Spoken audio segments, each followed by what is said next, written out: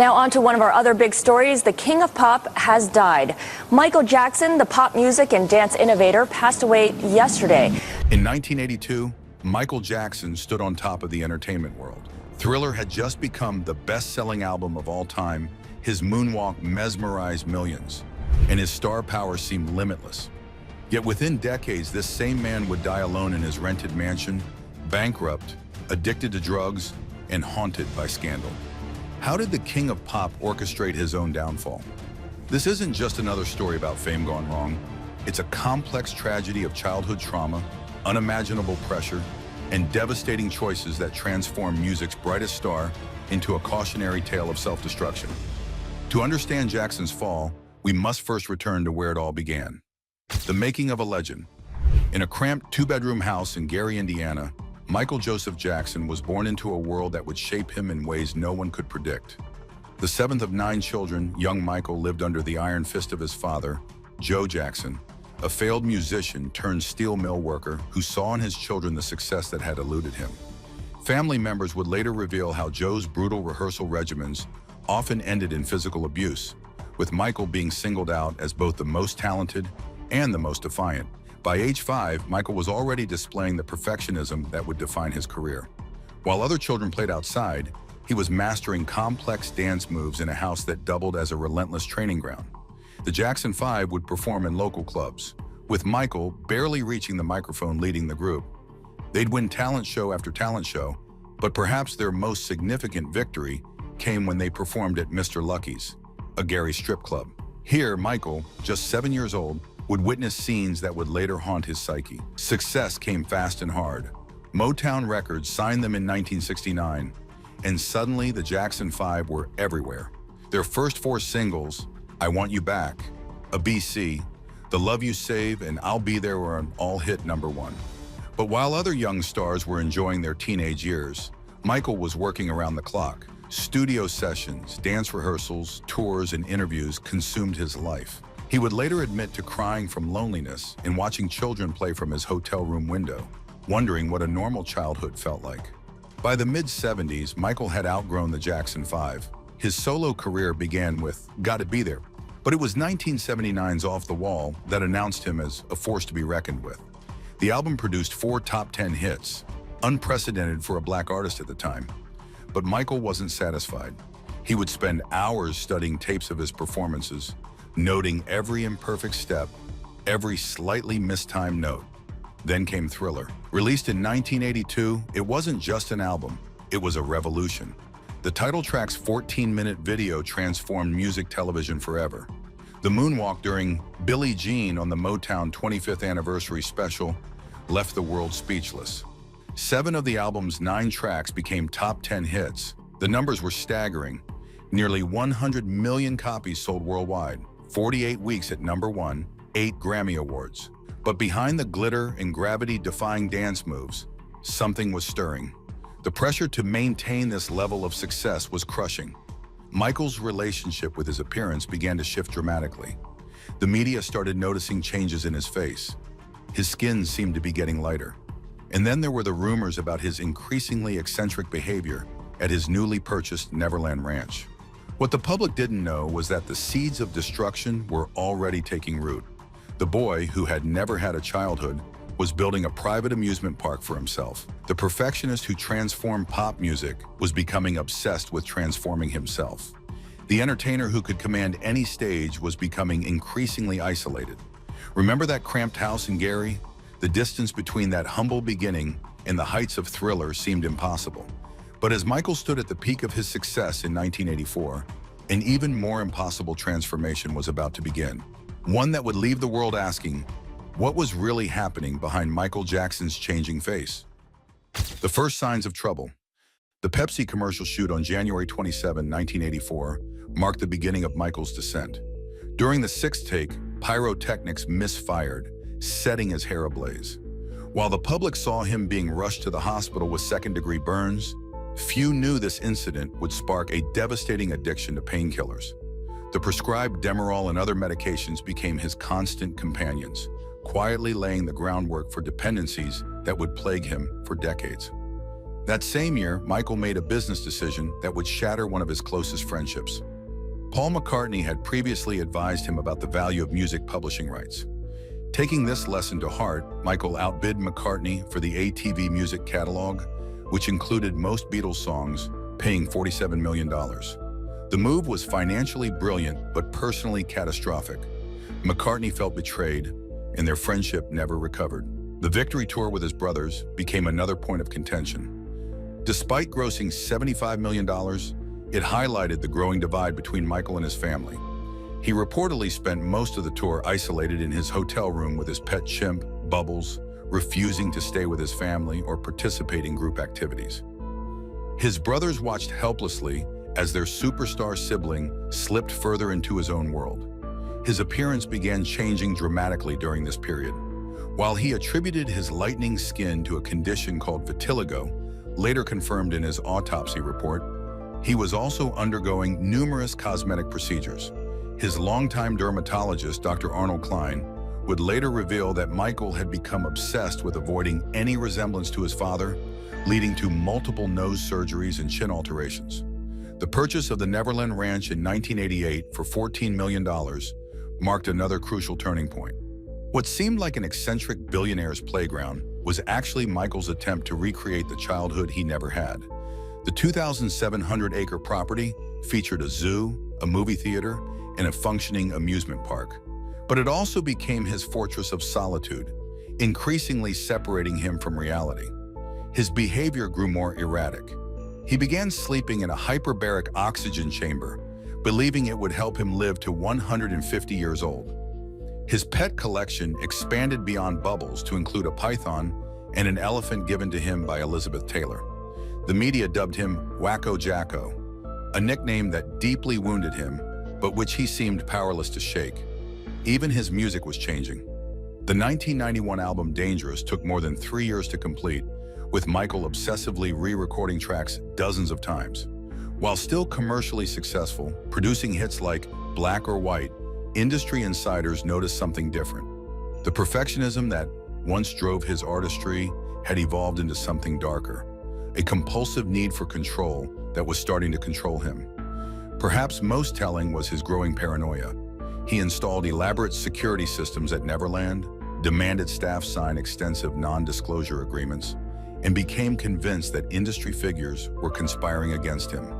His inner circle watched as the once approachable superstar became increasingly suspicious of everyone around him. The entertainment industry that had once embraced him now viewed him with a mix of concern and skepticism. Record executives who had once fought for his attention now found themselves dealing with a star who would vanish for weeks, only to emerge with increasingly bizarre demands. His sister LaToya would later reveal that during this period, Michael was already expressing fears about people wanting to destroy him. But all these troubling signs were merely preludes to what would come next. As the 1990s began, Michael's world was about to be rocked by allegations that would do more than damage his career. They would fundamentally alter the course of his life.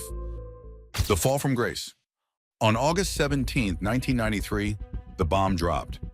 Dentist Evan Chandler accused Michael Jackson of molesting his 13-year-old son, Jordan.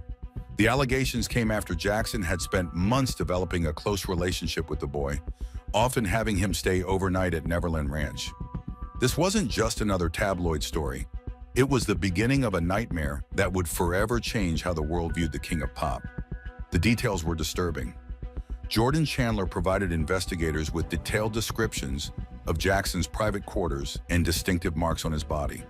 The boy's account was specific enough that police later ordered Jackson to undergo a strip search to photograph his body for comparison. Jackson's legal team initially tried to paint Evan Chandler as an extortionist, pointing to a recorded phone conversation where he discussed plans to win big from Jackson. The investigation revealed troubling patterns. Multiple staff members from Neverland came forward with accounts of children regularly sharing Jackson's bedroom. His former maid, Blanca Francia, testified about witnessing concerning behavior between Jackson and young boys. Meanwhile, Jackson's sister LaToya made explosive public statements supporting the accusations, though she later retracted them, claiming her then-husband had forced her to make them for money. Jackson's immediate response was telling. He abruptly canceled his Dangerous World Tour in November 1993, citing an addiction to painkillers developed from his earlier Pepsi commercial injury. He disappeared to a rehabilitation facility in Europe, leaving his legal team to handle the mounting crisis. This retreat would become a pattern. When faced with serious allegations, Jackson would often claim health issues and withdraw from public view. The financial impact was devastating. Pepsi ended their decade-long partnership, worth an estimated $10 million annually. His album sales plummeted. Concert promoters became wary. Suddenly, the most bankable star in entertainment history was becoming a liability. His lawyers advised that fighting the charges in court would be catastrophic for his image, regardless of the outcome. In January 1994, Jackson settled the civil case with the Chandlers for $23 million. The settlement included a specific clause stating it was not an admission of guilt, but the damage to his reputation was done. The criminal investigation continued, but without the Chandlers' cooperation, prosecutors couldn't build a strong enough case. They declined to file criminal charges, but the shadow of suspicion would never fully lift. The aftermath changed everything about how Jackson operated. His team instituted strict protocols about his interactions with children at Neverland. Security was increased, and staff were required to sign even more detailed confidentiality agreements. But perhaps most significantly, Jackson's own behavior became more erratic. He began traveling with an entire entourage of doctors, handlers, and security personnel who essentially created a protective bubble around him. His marriage to Lisa Marie Presley in May 1994 was seen by many as a calculated attempt to rehabilitate his image. Lisa Marie would later reveal that Jackson had proposed to her by asking, "If I asked you to marry me, would you do it?"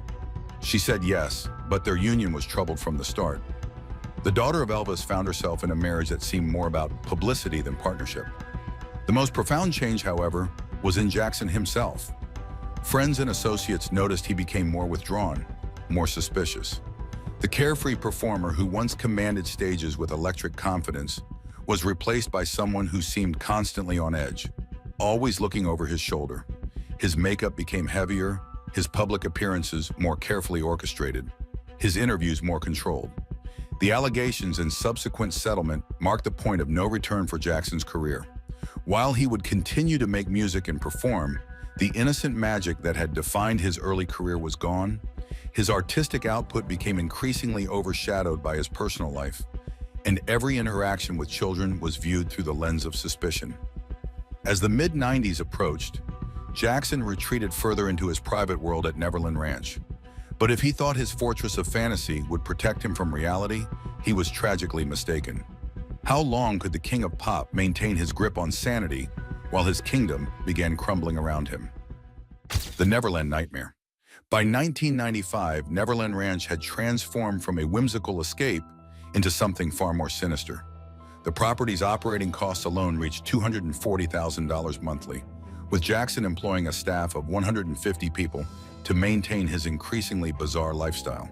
The zoo alone cost $200,000 annually to operate, housing elephants, giraffes, and his famous collection of exotic snakes. His marriage to Lisa Marie Presley crumbled after just 20 months. In a revealing Diane Sawyer interview, Lisa Marie struggled to defend their relationship. Their divorce was announced in January 1996, and within months, Jackson had married his dermatologist nurse, Debbie Rowe, who was already pregnant with his first child. The History album, released during this period, revealed Jackson's deteriorating mental state. Songs like Scream and They Don't Care About Us reflected his growing persecution complex. The album's promotional campaign raised eyebrows when Jackson commissioned 9 40-foot statues of himself to be floated down the River Thames. The project cost $5 million and was met with ridicule rather than admiration. His financial decisions became increasingly reckless. Jackson would go on notorious shopping sprees, once spending $6 million in a single day at a Las Vegas antique store. His advisors repeatedly warned him about his unsustainable spending, but Jackson refused to listen. He began taking out massive loans against his assets, including his prized Beatles catalog, to maintain his lifestyle. The birth of his children, Prince Jackson in 1997 and Paris in 1998, brought new scrutiny. Jackson's insistence on having his children wear masks in public and his dangerous balcony incident with infant Prince Jackson in Berlin sparked worldwide criticism.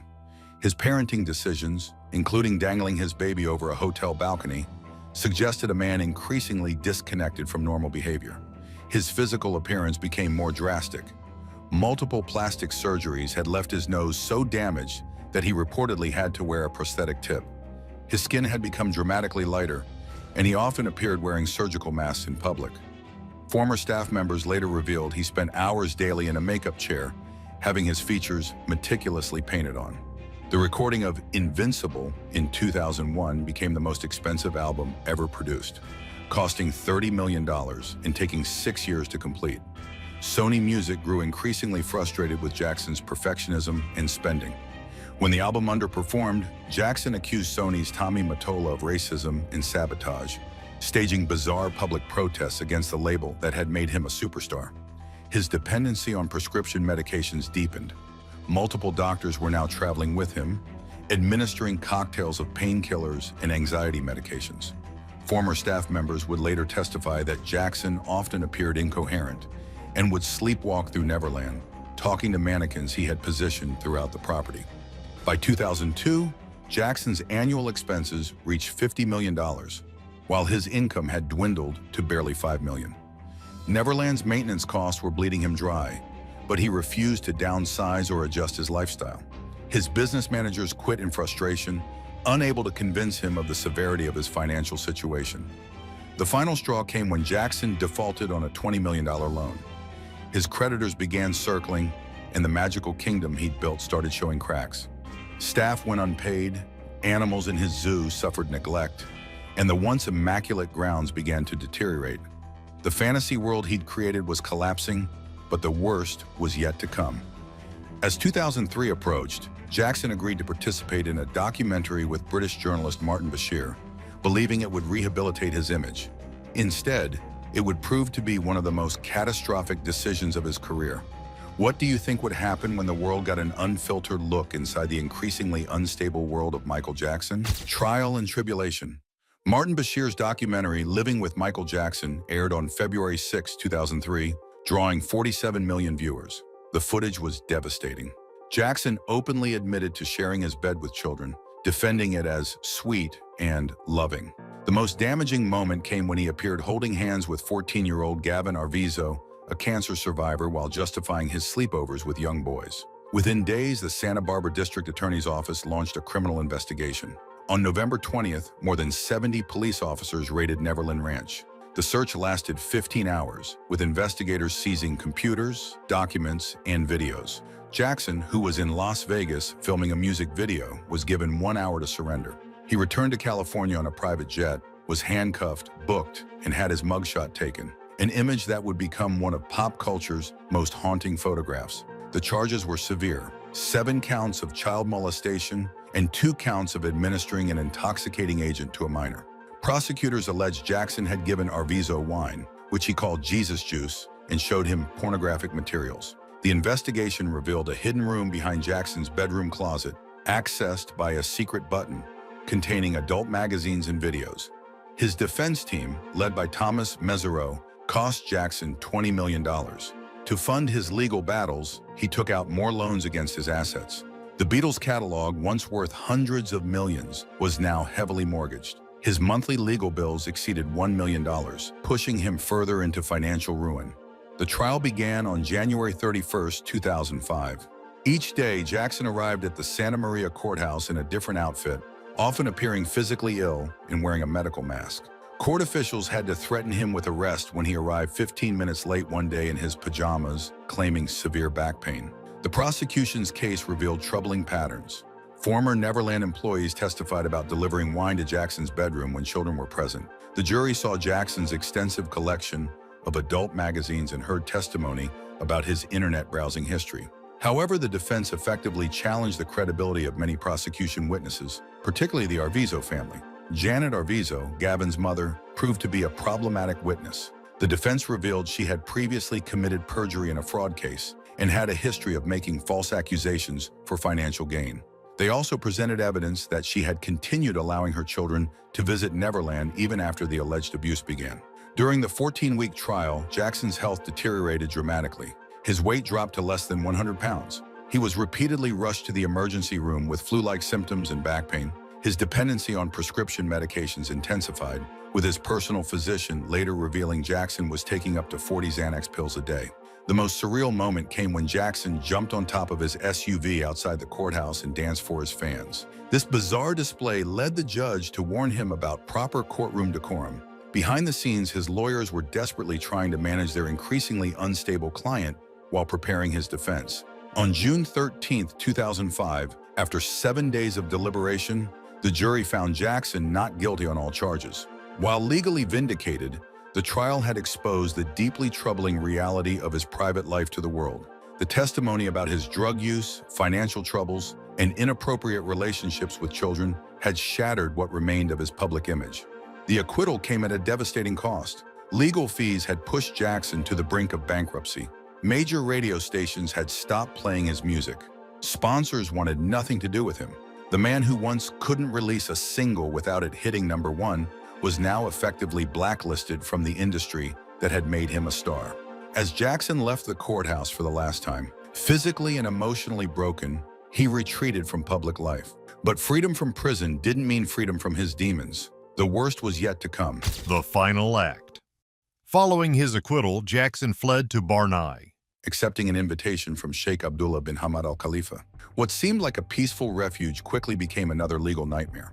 The Sheikh had covered Jackson's expenses during his stay, allegedly investing $17 million in a planned album and autobiography.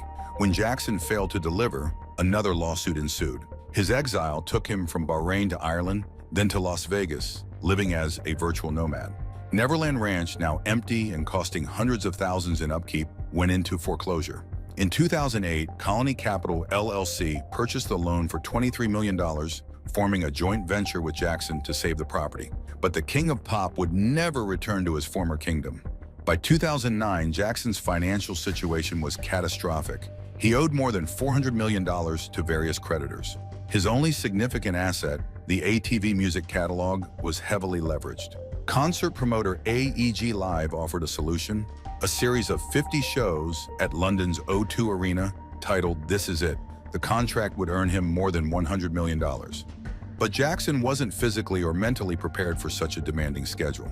His longtime choreographer, Kenny Ortega, reported that during rehearsals, Jackson was often confused, emotionally fragile, and physically frail. He would arrive at rehearsals shivering violently, despite the warm temperatures. Many days he was too weak to perform, concerning everyone involved with the production. Behind the scenes, Jackson's dependency on prescription medications had reached a critical point. He was unable to sleep without powerful sedatives. His personal physician, Dr. Conrad Murray, was administering propofol, a surgical anesthetic never meant for home use, nightly in Jackson's rented mansion on Carrollwood Drive. The fee for this dangerous arrangement, $150,000 monthly. On June 25, 2009, after another night of failed sleep attempts, Murray administered what would be Jackson's final dose of propofol. At 12:21 p.m., Murray found Jackson not breathing. The emergency call was delayed. Paramedics arrived to find Murray attempting CPR on Jackson's bed rather than the floor, a basic medical error. They rushed him to UCLA Medical Center, where he was pronounced dead at 2:26 p.m. The autopsy revealed the extent of Jackson's physical deterioration. He weighed just 112 pounds. His stomach contained only partially dissolved pills. His body was covered in injection sites, and his hair was described as sparse. Most tellingly, his medical records showed he had been treated by multiple doctors simultaneously, each unaware of the other's prescriptions. The criminal investigation into Jackson's death revealed a perfect storm of negligence. Murray had ordered more than 4 gallons of propofol in the 2 months before Jackson's death. Phone records showed Murray texting and making calls during the crucial period when Jackson stopped breathing. He had no monitoring equipment required for propofol administration, nor did he keep proper medical records. The aftermath brought more revelations. Jackson's children's biological mother, Debbie Rowe, re-emerged to seek custody. His father, Joe, attempted to claim a stake in the estate. The memorial service at the Staples Center became the most watched event in streaming history, with daughter Paris's tearful goodbye moving millions to tears. Murray was eventually convicted of involuntary manslaughter and served 2 years in prison. Jackson's estate, worth negative $500 million at his death, would eventually generate more than $2 billion through shrewd management of his catalog and image rights. The child molestation allegations would resurface years later in the documentary Leaving Neverland, further complicating his legacy. Michael Jackson's story ended as it began, surrounded by controversy, family drama, and public spectacle. The boy from Gary, Indiana, who became the biggest star in the world, died alone in a rented mansion, his body ravaged by decades of surgery, prescription drugs, and the relentless pressure of fame. His death certificate listed him as a musician. Perhaps the greatest tragedy was that, in the end, the music had become the smallest part of his story. Michael Jackson's story reminds us how easily genius can spiral into madness, and how the price of fame can sometimes cost everything. What moment do you think sealed Michael's fate? Was there ever a point where he could have saved himself? Let us know in the comments below. If you want us to explore more dark chapters of music history, hit subscribe, like the video, and make sure to join us for the next story.